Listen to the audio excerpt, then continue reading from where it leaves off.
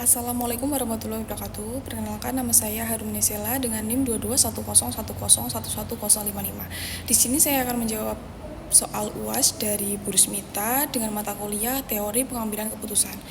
Untuk jawaban yang pertama, salah satu konsep utama adalah teori permainan atau game teori.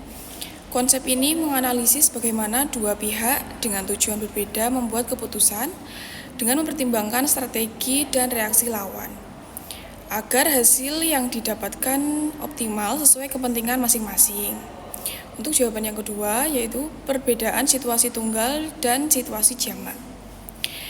Untuk situasi tunggal itu hanya ada satu tujuan atau kriteria yang dipertimbangkan. Sedangkan situasi jamak ada banyak tujuan atau kriteria yang harus dipertimbangkan sekaligus. Untuk situasi tunggal itu sendiri, proses pemilihannya lebih sederhana, sedangkan untuk situasi jamak sebaliknya. Proses lebih kompleks karena harus mengkompromikan beberapa kriteria yang bisa saling bertentangan. Karena dalam situasi jamak, banyak kriteria yang harus dinilai dan seringkali saling bertentangan, sehingga diperlukan metode khusus untuk mendapatkan solusi terbaik atau kompromi.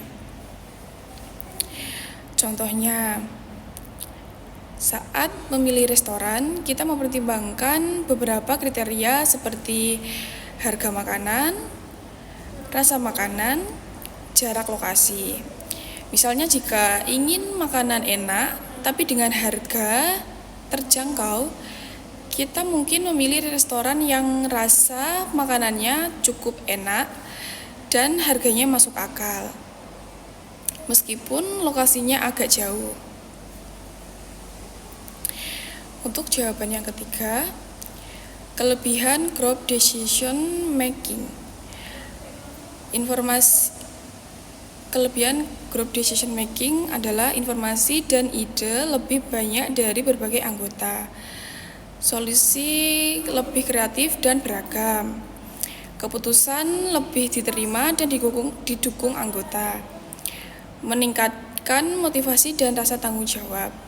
Untuk kekurangannya, proses lebih lama dan kurang efisien.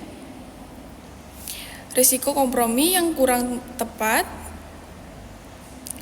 bisa didominasi oleh anggota tertentu. Tanggung jawab kadang tidak jelas. Efektivitas pengambilan keputusan dengan big data sangat tinggi karena big data memungkinkan organisasi mengakses, menggabungkan, dan menganalisis data dalam jumlah besar secara cepat dan akurat. Namun, tantangan dalam mengintegrasikan big data meliputi kebutuhan infrastruktur, teknologi yang memadai, sumber daya manusia yang terampil dalam analisis data, serta masalah privasi dan keamanan data. Untuk jawaban yang keempat, teori pengambilan keputusan transcendent adalah pendekatan yang menggabungkan aspek rasional dengan nilai moral dan intuisi dalam proses pengambilan keputusan.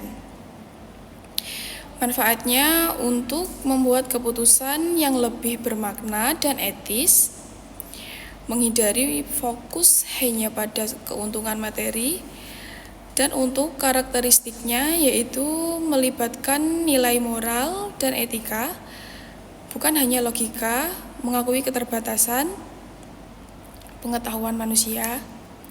Untuk jawaban yang kelima, contoh pengimplementasian pengambilan keputusan. Contoh pengimplementasian pengambilan keputusan kelompok yaitu tim di perusahaan bersama-sama memilih strategi pemasaran lewat diskusi dan voting, sehingga keputusan diterima semua anggota dan contoh untuk pengimplementasiannya pengambilan keputusan transcendent yaitu pemimpin memutuskan menutup pabrik dengan mempertimbangkan dampak sosial dan etika, bukan hanya keuntungan bisnis semata. Sekian jawaban UAS dari saya. Wassalamualaikum warahmatullahi wabarakatuh.